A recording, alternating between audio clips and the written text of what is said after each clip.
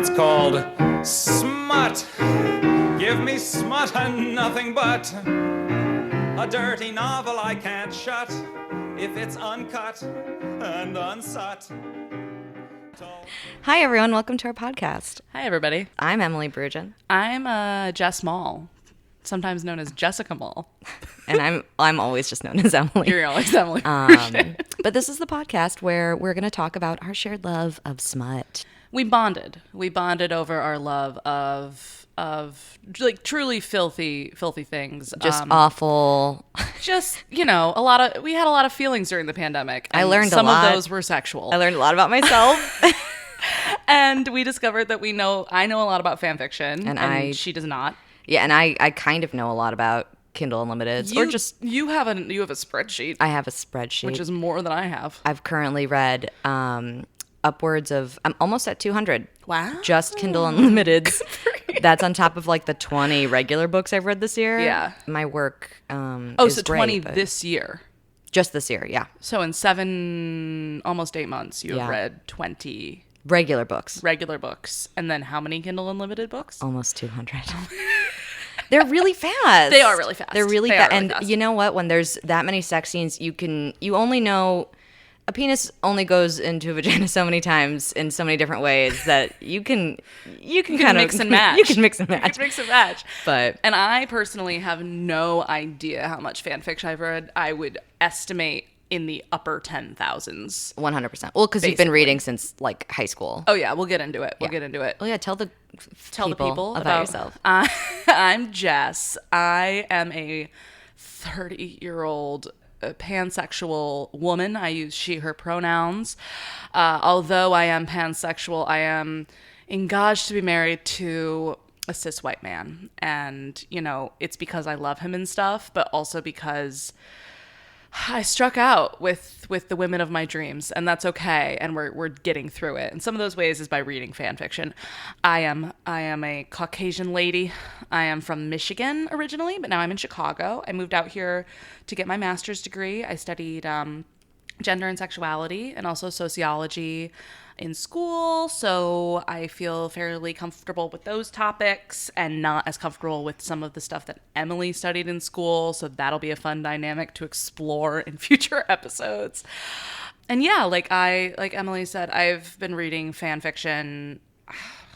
I don't even remember. I think if I had to guess, like 6th or 7th grade. That sounds about right. Like when we got a family computer and I was allowed to be on it alone, like right around the AIM days. It was also the beginning of the fan fiction days. So now your parents can pinpoint when it all went. Oh my God, very shamefully, I didn't know about clearing my history, and my mom one time saw her see. What phase were you in? Like a Twilight phase? Oh, it was Harry Potter. Okay. It was Hermione Granger getting railed in so many ways. And that was the title that she saw. Hermione gets railed. I think it might have been one of them, honestly, because there were a lot of not very... I was new to it, and it was all new to me. It was basically my sex education was reading fanfic and then looking it up on Urban Dictionary, when I didn't know what certain things meant. Mm-hmm. And then I could go from there. But it was one of those binges where I was on from from 11 p.m. to 3 a.m. And it was just boom, boom, boom, boom, boom. That's how I read 50 Shades of Grey. It was online for free. Oh, you read it when it was still in its fanfic version? No. It was it had just come out, but I didn't want my mom to know I was reading it, and I didn't know how to get it. But yeah, fan fiction started young and is still something that I, at any given time, I have something from AO3, Archive of Our Own, pulled up and ready to go on my phone, or my tablet or my computer. Sometimes all three, sometimes different fics on each one. So yeah, I really love it. I have kind of made an amateur study of it, and it's been really lovely to teach Emily about it a little bit as someone who didn't really know much about it. But I'll get into that more, but you should introduce yourself. Yeah. My name's Emily. Hi. Hi. Hello. I'm straight, white, female, age 30, single. If you know anyone single, let me know. I'm from the suburbs of Chicago originally, and probably in future episodes when we're drinking wine instead of coffee, you're going to hear my accent get thicker and thicker. But it's funny. My pronouns are she, her. I don't remember everything you said. What's your educational background? What did you study? I studied communications and film. And we did production, but I really loved film history. And then I minored in classics, and then I got my master's in classics and its reception. So how people receive the classics, which is in reference to like things from ancient Greece and Rome rather than like classical music. So that's my background is coming from like ancient Greek things, and I will probably reference one or two. I'm not pedantic, I don't think I am, but no, but you're able to like pull. Yeah. I feel like you're uniquely able to pull like folk and history, and like you can go, oh, that's a mirror of this ancient Greek tale. Well, there was for some of the stuff I looked up for today, there was and I'll try and reference all my sources, but there was something I read. It was called like a short history of smut, and they reference one of the first smutty like ancient Greek things, and it's I think it's Daphne and Chloe. I think it's Daphnis. And I read that, and I have it on my bookshelf. I think I started reading romance novels when I was like, I don't know. I think I've always tended to go towards like a romantic thing. I'm a romantic. And I read a lot of Meg Cabot. Yep. And I read a lot of like, Princess Diaries is what most people know, but she wrote a lot of adult things, and then my mom would buy them for me because she's like, it's Meg. Not that she was like, you can't, but she was like, oh, it's Meg Cabot. It's fine. It's fine. Yeah. And there was always like one Little kind of spicy. did she know. It was not very spicy, but there's always one spicy scene, and it's all written in emails, journal entries and stuff. So it's like I don't know. I really enjoyed that. But then, I'd go into the office and I'd see all her Harlequin novels and I would steal them and make sure I put them back just right because it was too embarrassing to tell her I was reading them. My mom had a closet. She literally, they were in the closet and they were on the top shelf of the closet. Yes. Because I think she was like, oh, the kids can't see it up here. And me and my sister were like, oh, we see them. We see them. It was all, I think her main was like Daniel Steele. Uh-huh. Yeah. Yeah. I think, there was my mom is very into, hi Donna. My mom was very into paranormal and sci-fi and fantasy. So I also read a lot of the Dark Hunter series, which I don't know that I one. am blanking on her name right now, but it's like basically it's vampire hunters, or they're like vampires, but they hunt demons in New Orleans. Everything takes place in New Orleans. Oh, great. So I grew up thinking it was a sexy town. I think some people still think it is a sexy it's town. It's kind of a sexy town. But it's also got, to my understanding, a lot of vomit in certain streets. I mean, yeah. Yeah. But yeah, so I grew up reading a lot of like fantasy romance, and those got spicier. And then I think just like I tended to lean towards like contemporary stuff. And then over the last like 2 years, it just like boomed. And then I ended up this is not, I'll plug it at the end, but I wrote a romance novel. I wrote a cozy mystery with a hint of smut, as I like to say.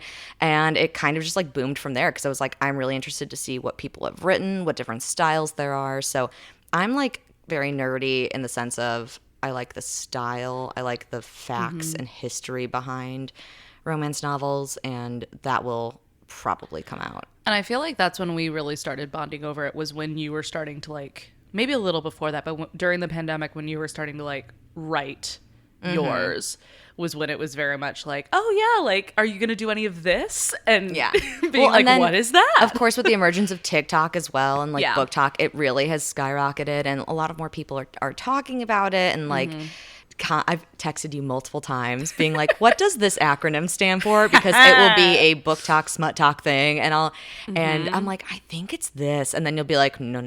Yeah. Because there is a huge, like, I feel like there is a huge overlap between those who, like, fan fiction and romance novels are things that a lot of, especially, like, I feel like women have grown up reading but never talking about. And, like, even our mothers both had their, like, hidden romance novel stashes. I mean, mine wasn't so much hidden. I think I was the one of, like, she can't know. Right. Well, I just know that like when I was growing up, I was reading fan fiction constantly, but I couldn't really talk. I didn't feel like I could really talk about it to any friends. Yeah. But then like over the last couple of years, when I've been more open about it, I mention it to like childhood friends. They're like, "Oh yeah, what Harry Potter fan fiction did you read? Like these are the ones that I read." Yeah. Like my best friend Jamie, shout out Jamie. Hi, Jamie. Hi, Jamie. Was like, yeah, oh my God, I love Harry Potter fan fiction. I was like, how did we never in our little high school fucking brains Talk about that? We were just like, no, it's too shameful. We cannot reveal our secrets. It's like... I had friends who, I'll do a shout out to Dinah Pearl, who I did read a little fanfic, and it was Pride and Prejudice. Oh, yeah. And a lot of them actually, like a few of them became books, and I became obsessed with them. So, Right.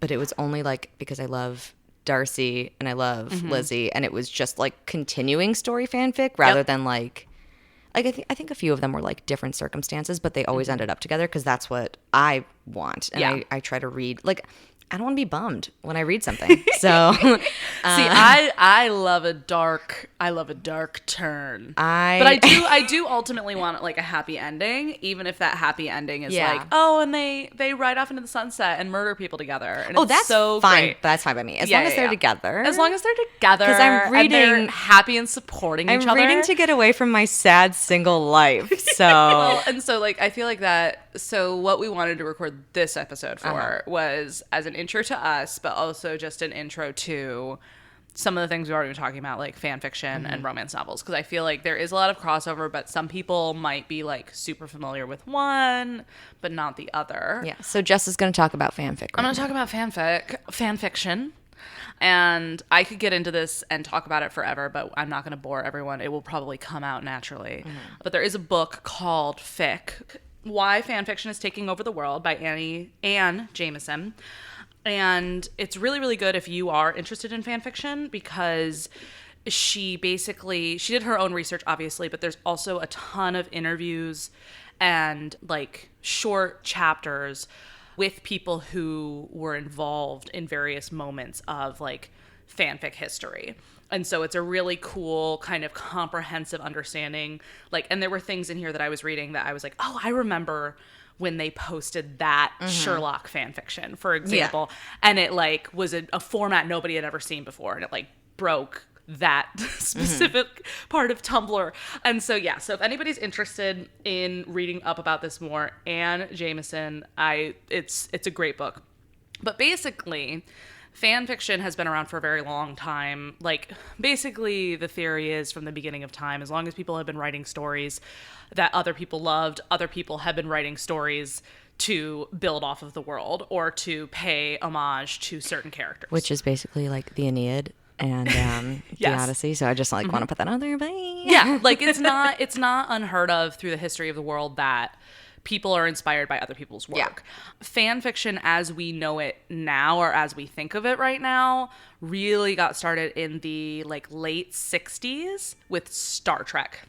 Fanfic, like in its modern form, or the way that a lot of people think about it, started with Kirk and Spock, smut, or not even really smut, just like a lot of women writing stories about them getting together. Yeah. And that was actually, so there's a term in fanfic called slash, and that's because it was Kirk / Spock. And that's something that continues to this day. If you're looking at fan fiction, if you're looking at tags, and it's two characters, and it's this name / this name, that means that they who are it's about. that they're romantically paired. Okay. If there's an ampersand, that means that they are that they're a pairing, but it's a platonic pairing. Okay. So that's where slash comes from, and it really did go back to Star Trek, and it was like the analog days. It was like fanzines, like people physically like writing out their fan fiction and mailing it to each other, or like putting it in their zine, like or passing it around at cons. Like that was really the beginning of it, at least as far as people like trace back to like modern quote unquote fanfic. And then obviously when the internet happened, it exploded from there. So like again, like the Star Trek fans, because they had already been writing it, were like, well, I'm gonna put this shit on the internet. And then there was a lot of crossover between Star Trek fans and X-Files fans and Buffy. And I love Buffy. I know you love Buffy. They need to know. Yeah. Well, and that was a whole controversy because Joss Whedon and the folks at Buffy were very aware of their online fandom and fan fiction and that sort of thing, and engaged with the fans in a way that was really kind of unheard of until the internet age. They were kind of the first ones to do it, and that really stoked the flame of fan fiction for them. And a lot of that was just like on individual blogs or whatever. And then fanfiction.net got started to kind of start to compile things. And fanfiction.net is still around for sure, but the preferred platform, at least for me right now, is Archive of Our Own, AO3. And so that's usually when you hear about people talking about reading fanfiction, most of them are on AO3. That is a very, very, very brief history of fanfiction. Okay. I think that was a good history. Thank you so much. But yeah, like I said, I got deep into Harry Potter fanfiction. That was my introduction to it, and it is still a massive fandom. It's probably, I think it's the 4th biggest on AO3, and then it intensified with the invention of Tumblr, obviously. And then we got involved in some of the weirder ones. So Phantom of the Opera was a big one. Shout out to Diana Pearl, who loves Phantom of the Opera. And then Twilight, obviously. Been there. From which we got 50 Shades of Grey, which I have some problems with, but it's fine. I think everyone does, but also they're like, well, we all read it. I've never read it. That's a shame. I refuse. It's not good, but it's also fantastic. I have hate watched the movies with you. Yeah, I do love that's watching. That's about all I'm going to do, I think. I love playing drinking games to movies like that, and it's one of my favorite things. Yeah. It's so fun. So yeah, you'll probably, like, as we go on, I will probably be pulling heavily from Harry Potter, Hannibal, Sherlock. Those are like some big ones for me. Recently, I've been reading a lot of Stranger Things fanfic and also Succession fanfic. It's got, you know, that repression, that angst that really gets to me. And you love an angst. And then I will probably touch on some of the absolutely cursed fandoms that I have shamefully engaged in, but had huge followings for a time, which were The Social Network, the Aaron Sorkin movie. Wow. And Hamilton, the musical. I mean, why is that cursed? Because it's just, it's one of those things where it's like, yeah, there are 1,000 online stories about George Washington fucking Alexander Hamilton at your fingertips. Do you want to read about that? Because you can. I don't. There are tens of thousands of fanfics. I mean, I love an age gap, but no. About the historical figures, but as they exist in the musicals. Okay. I mean, that's better. But still, Yeah. like, you see what I mean? And Yes. then The Social Network, it's the same thing. It's Mark Zuckerberg, as played by Jesse Eisenberg, and Andrew Garfield, or what's I can't remember his name in the film, but I know who. Eduardo. Oh, that sounds right. Something. But it's these real people, as played by the actors, just going to town on each other. And so it's cursed in that way when it gets into actually one of the things that I wanted to talk about, which is called, it's RPF. Real person fiction. Okay. And so anything that kind of skirts those lines it's a very touchy subject. It's a hot subject of debate in fan fiction because it's like, it's an ethical thing. It's like these public figures did not necessarily consent to people like fantasizing about them. Okay. Or writing smut about them. And it's, okay, so like, how would you feel if you were famous and you stumbled upon like fan fiction being about you like fucking your best friend? But it's not you, it's you playing the character. No, so real person. Oh, like if it was There Alexander is Hamilton. Also, yeah, there is also real person fiction. And so those two, Hamilton and The Social Network, even though it is like they're playing characters and that's what they're about. But they're based off real people. They so if skirt Mark that Zuckerberg. line. Yep. Okay. Got and it. so it's a little cringy. It's a little cringy. I get that. Okay, so I've got a little game for you. Oh Jesus. Because there's a lot of like definitions and acronyms, as you've already experienced Yes. for fanfiction. I'm gonna say some, and I want you to tell me what you think they mean. Okay. Okay. And we already covered slash. We already covered AO3. What do you think lemon means. A lemon? A lemon. Do I get anything else besides No, like I want your best guess as to what lemon could mean as like a tag on a fic. like it's gonna make you make a sour face. Like you're gonna go, No, honestly, yeah. So Really? it's an older classification system. It's not used as much anymore, but it was huge in the like fanfiction.net days. A lemon was a smutty fic. So if someone said they wrote a lemon, they wrote a very explicit smutty fic. If it was a lime, then it was less explicit, but there was still a little spice in it. okay. So spicy has really, I think, taken over Yeah. lemon and lime, but that was an original, like an older terminology. I think that came from like more like anime fandoms, and people took it and ran with it from there. If a fic says M/M, Male/male. what about MMF? Male, female. Yeah. Right? Okay. And all the iterations in between. You got Yeah. that right. AU. Australian. AU. AU. I want to be like adult underage or something. Like, is that okay? Good, because that would be It's upsetting. alternate universe. Okay. So if it's an AU fic, it's basically like, okay, it's all the characters are exactly the same, but like in Twilight fanfiction, they're all exactly the same. They live in the same place, but vampires don't exist. But it's still the same dynamics. It's still the same people, and it's a fic exploring that world. Okay. So yeah, the AU is some of my favorite stuff because it can get very like meta. Yeah. Dead dove do not eat.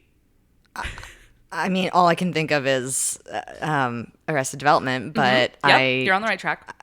I have no idea. This is something. Okay, like something that like it's a warning, like it's gonna be rough. Or is there like a dead person involved? Oh God.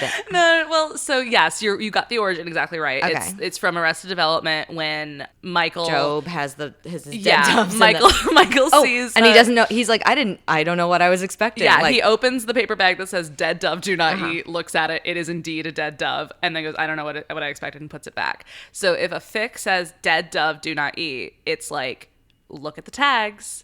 I'm not fucking around. got it. Okay. It's a dead dove. If you choose to open this, then you are putting this on yourself. Okay. So usually that will be on some darker fics, and it's basically the author in a funny but serious way going, there's some shit in here that might trigger you. You need to like read the tags, proceed with caution, basically, and then don't get mad at me Because you didn't read the tags properly. Yeah. There, it's a dead dove. Do not eat. Yeah. You know what crossover is. Yeah. Super Hulock, R.I.P. Shameful. Absolutely shameful. Do you know what a headcanon is? I believe I do. It's where, well, canon is referring to like when it's all within the universe. Headcanon is where the character thinks. Maybe I don't know what headcanon. I feel like I've read it and been like, I understand what that is, but I don't know. So headcanon is basically like if someone is talking about a character or a story, they might say, like, I have a headcanon that, Rey from Star Wars is really into sweets. That she has a sweet tooth. Okay. So like a writer might be like, my headcanon is this, and I think this because she lived a very deprived life. Okay. Da da da da da. Like it makes sense in the context. Yeah, and so someone would refer to their headcanons as like, this is canon. Your for interpretation. Me. This Okay. is my interpretation. I'm gonna write it into my story or whatever. Okay. Yeah, that makes sense. Yeah, and so then if a headcanon becomes like if someone posts that on Tumblr, for example, and everyone's like, oh yeah, that makes sense. You'll see a really fun thing, which I love, where it will start popping up in other people's fics. And sometimes eventually it will just become an accepted fact for the fans. Okay. And when that happens, it's called fanon. Okay. So it's like widely accepted fan understanding of certain characters and that kind of thing. But yes, so it's a very cool, the thing I love about fanfiction is just like the phenomenon of it all and how people can like take their ideas and it can become so much bigger than them, and it's a very cool like community thing. But yeah, that was like that's the basics of some of the shit that I will be talking about in regards to fanfic. I'm sure there will be a lot of learning, but you did a good job with the definitions. Thank you. You knew what you were doing. There's some. I mean, I think maybe my acronyms, like in the Kindle Unlimited world, I will get confused with. Yeah. Hence why, I'll be like, I mean, there's a very famous story in our friend group of how I didn't understand what a reverse harem was, and I read one, and I was very surprised. And then, okay, but basically, I'm going to be talking about Kindle Unlimiteds, and I mean, if you don't know what that is, it's a story, or it's a book that is. Let me put it this way. I tried to look up exactly what the definition of a Kindle Unlimited is, like what it takes to be one. It is exclusively on Amazon for 90 days. Oh. And then you can do whatever you want. But it's like an exclusive thing.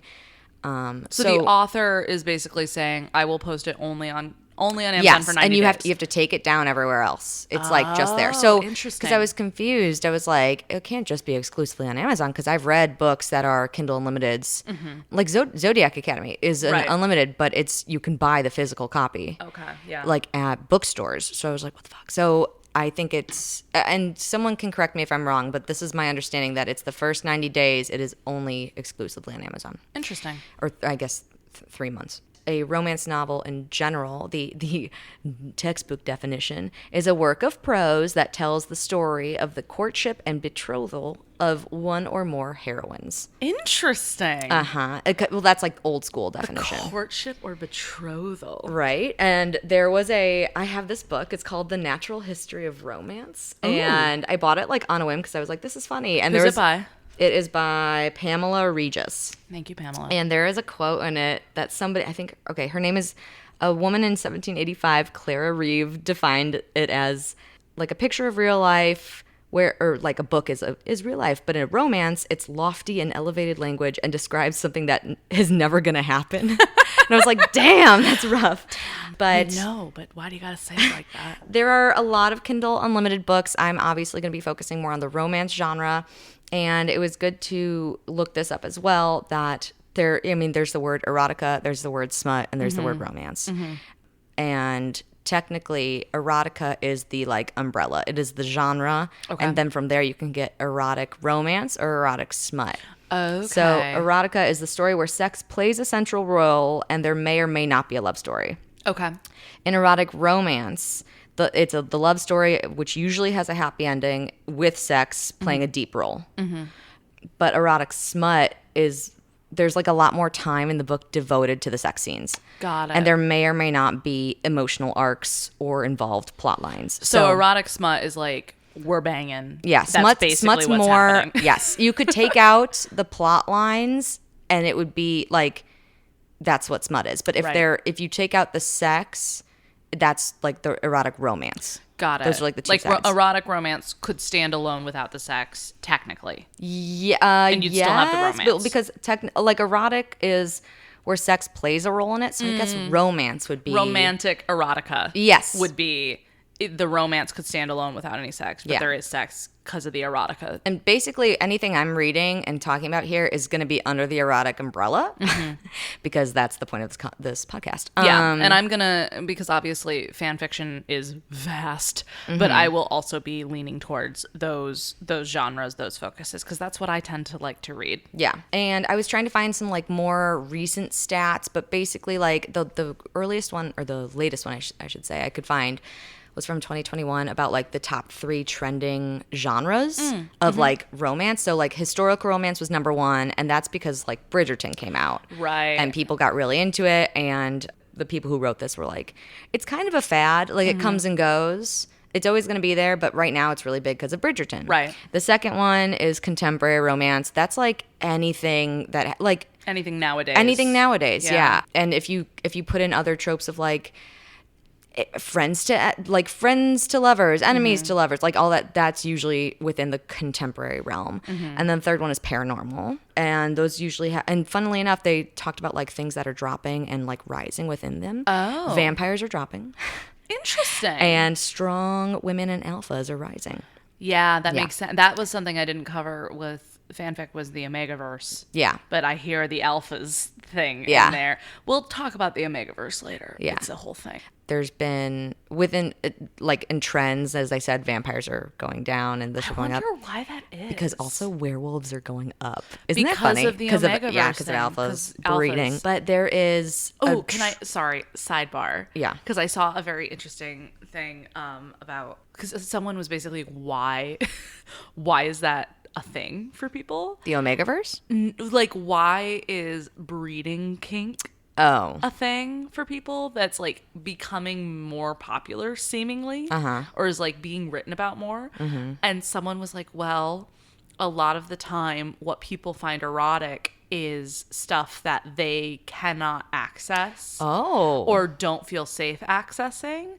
And with all of the Roe v. Wade, all of that stuff happening, it like has eroticized Interesting. like having kids and that kind of thing for some people. And that was the theory that I read, was like someone being like, yeah, like it's making it erotic because it is no longer like a secure realm for a lot of people. I would think of it more as a like someone claiming you type of thing. Like that means like you're theirs in every way because now you are carrying their child. Or, that's definitely part of it as well. But I think people, it was more about like, why is this in particular like that's really rising interesting. up right now? Oh, interesting. Yeah, and it's also COVID, and so it's like the exchanging of bodily fluids. Oh, boy. Is scary to a lot of people right now. It is on people's minds.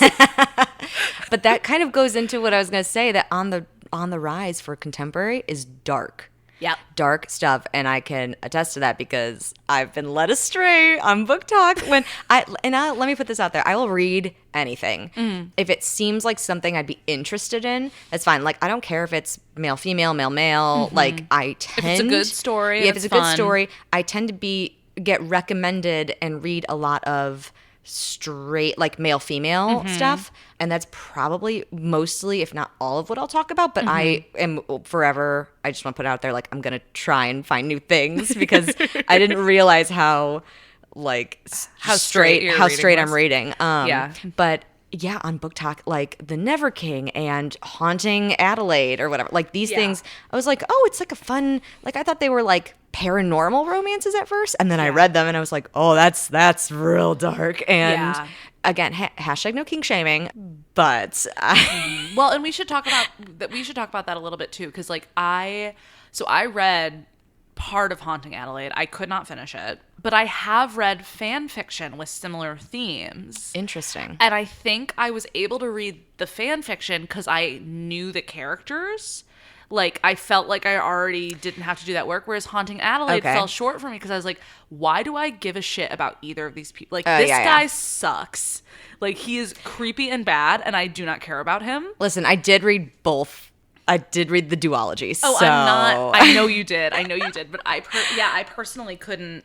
And I think I'm like, oh, like when it's a character that I feel like I already know, like, and have some sympathy for, and I read it in like a fan fiction context, it's okay for me. But Haunting Adelaide, I was like, I wasn't triggered by it necessarily, but it was just like, yeah, I don't really give a shit about you. Yeah, I get that. But that goes into Oh, trigger yeah. warnings. We should talk about that. I didn't read the trigger warnings because I never do, because I'm like, I don't care. Yeah. And I learned quickly. And I don't think it was that one. I think it was a Tracy Lorraine book. It was the Wicked Night series, which I'm obsessed with. Or I should say Knight's Ridge series, because now there's like 9 or 10 of them. Yeah, they're so good. But the first one deals with knife play, which I did not see coming. And I was like, oh my God. And then I was like, oh, that works for them. Like, that's cute for them, but it's not. It's not for you.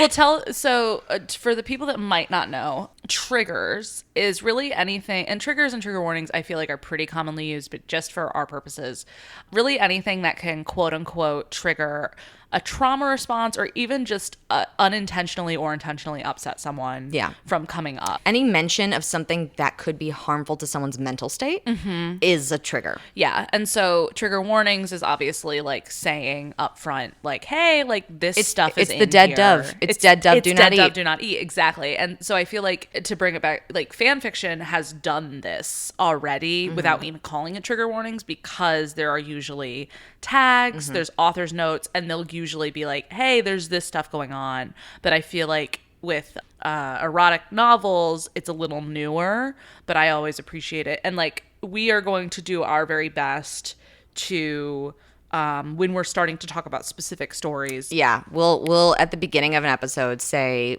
maybe what kind of triggers are happening. So if you need to skip it, that's okay. Yeah, I have my own triggers, and it's interesting too, because like there are some triggers that I have that I can just, if the story is good enough, they don't really affect me. But sometimes I'm like, nope, I can't. I gotta nope out. I guess I have one trigger that's not, I didn't realize, because it's when I couldn't finish the book Priest. I guess maybe religion is a trigger for me. I could Priest. not. I don't know. I couldn't finish it, guys. Priest is one of the only Kindle Unlimiteds that I like burned through. I couldn't. I even tried the audiobook, and I got farther. And to quote Jessica, it is the most inappropriate book. That man does not try to be good at his job. No, and he does not even try. That bothered me, because I was like, you should like your job. Like, of course, the way I think of it. One of your triggers is not being a professional. Yeah, is not trying hard enough. That's my trigger. Always try your best. Professionalism in your case. But that goes into stoplights as well. Oh yeah. Do you want to talk about that? Well, yeah, like, well, you know what? I understand what they are. I know what they are. I don't see a lot of them in the books I read. So. Yeah. Well, and I like to use it, and it's a thing that comes from kink, like the kink community, and it does show up a lot in BDSM themed stories. But I also, quite frankly, like to use it when even talking about sexual things. So y'all might hear it coming up now and again, like as we talk, because it's basically the stoplight system is like, if you're checking in with someone to make sure they're okay, or like if you're talking about something really intense or doing something really intense, you can say like, what's your color? Green. Yeah. Is you're good. We full speed ahead. Yellow is we need to maybe slow down. We need to maybe check in. We can keep going, but be careful. Tread lightly. Tread lightly. And red is I am not okay. Yeah. We need to stop immediately. Like, this is not working. And I guess I read that through safety words or safe words. Like, it's very similar. That's been a thing that I've read before. And safe words stoplights is basically a more, in my opinion, sophisticated version of safe words. So rather than be like, because there's multiple levels. Yeah. So rather than be like grapefruit, everything stops. Grapefruit. Yeah. Stoplights allows you to, it allows your partner to check in with you, so they can say color rather than the onus completely being on you to shout out a safe word. And then it allows variation. So like if you don't want to fully stop, but you just need a moment, it allows for that. And people will even add like additional colors for other things. Purple. Yeah, like purple, I need some water, means is purple or grapefruit. Whatever. Yeah. I just want to say grapefruit now for the rest of the series. Grapefruit is mine because I just think is it's it fun. actually? Yeah. Oh my gosh. Grapefruit is mine because when would because I hate grapefruits. And B, it's not very sexy. It's not a sexy fruit. Strawberry, that could be taken either way. Banana, oh my God, don't even get me started. Grapefruit, no one's fucking a grapefruit. And now this goes into limits because I have a hard limit with bananas, I guess. No, I'm kidding. But there are hard and soft limits.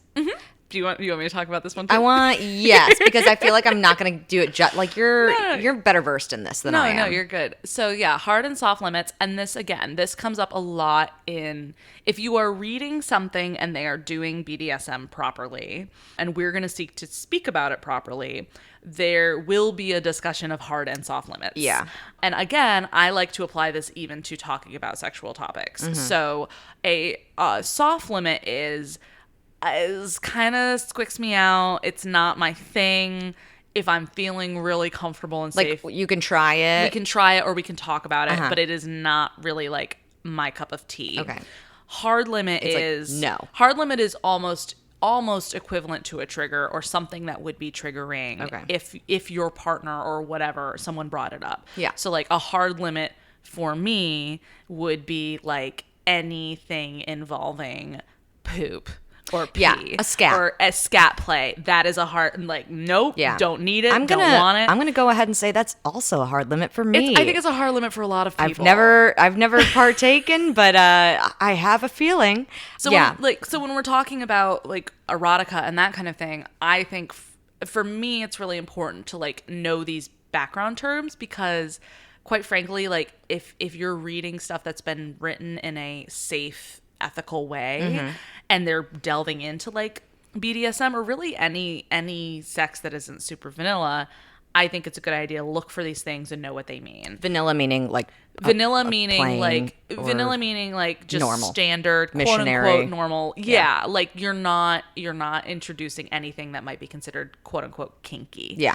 But yeah, so I also like to just seek to bring that language into any conversation around erotica or anything like that, because I just think it's good for us to start from I agree. A safe, sane, and consensual and I know, space. because I know what a hard limit is, but I think of it like the fucking Supreme Court with porn. It's like, I know it when I see it. Yeah. It's like, I can't give you a definition, but I know that that's a hard limit. I know like, it when I see it. Well, and that's where your stoplight comes in. Yes. Where you can go, oh, that's one I didn't know about. Red.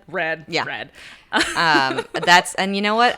We've had that journey in the books we've read. And that's something that we're going to, when it comes to just the format of the podcast, open up to our guest that we will have is I think it's important that if we say something, we start talking about something to our guest and they're like, this is not okay. Yeah. We want them to be able to safe word out in a way. I do think, and I don't want to like put a full stop on this, but there are going to be some things we probably stay away from. I think both of us have read maybe all the types of crazy that you can imagine, but like maybe we're going to stay away from more taboo stuff or at least some versions of taboo. Unless our guest explicitly asks for it. Like we don't want to make anyone uncomfortable. We want to educate and have fun. Yeah. And that is what we're going to do. I guess we should. Well, we kind of told you guys how the format's going to go, but basically our guest is going to pick an idea. It's going to be a pop culture reference. It's going to be a trope. It's going to be something they heard us say and go, huh? And they're going to say, that's what I want to learn about next episode. And Jessica will read a fan fiction with that trope or idea or theme. We'll go with theme. Yeah. That either has that theme heavy in it or at least highlights it. I'll be trying to read a Kindle Unlimited that highlights the theme as well. And we'll discuss it. We'll talk about any like history, background, that kind of thing. Where maybe the first time we ever saw that trope, or because we're gonna make this personal, but we're also gonna educate the masses. But the point is to bring our guest in and kind of like show them the world that we live in that many people do not live in. Yeah. And they will be in our next episode, and we'll do a nice little intro, and then like I guess for our final thing. Emily, what are you reading right now? What are you up to? I actually just finished 2 books yesterday. Okay. The first one is The Love Hypothesis. I finally read it, got it from the library, finished it. I read it in its fan fiction form. It was originally. Yes. And I really enjoyed it. It's really fun. It was fun. It was very fun. Yeah. And the other one I finished was Dark Princess by Tracy Lorraine, which is part of the 11. It's the 11th book in the Knight's Ridge series, which is a high school mafia dark romance. It has all the things, and every 3 books, your alley. Every 3 books is about a different couple, and I'm obsessed for some reason. It's just great. But great. What are you reading right now, Jess? Well, 2 things, obviously. So I dipped my toe back into the Midnight Mass fandom. Oh boy. Very vampire-y, very heavy religious overtones, which apparently is a thing for me. So I've been revisiting some of those fics. I can't remember the names off of any of them off the top of my head because I just I'll do that every once in a while. We'll just bop around. And then one other fanfic I am reading is a Stranger Things, Eddie Munson and Steve is the pairing. Yeah. And it's called Are You Flagging? Okay. And it's basically the fans were like, Eddie has a black handkerchief in his back pocket. And do you know anything about the handkerchief like flagging system? I have heard of it before, yes, but why don't you say really quickly? So back when in the 80s, a subtle way that you could signal to other people that you were of the community was wearing different colored handkerchiefs in certain In spots. certain pockets. In certain pockets. And Eddie Munson has a black one, which would indicate that I think his handkerchief would be he's kinky and that he is a top.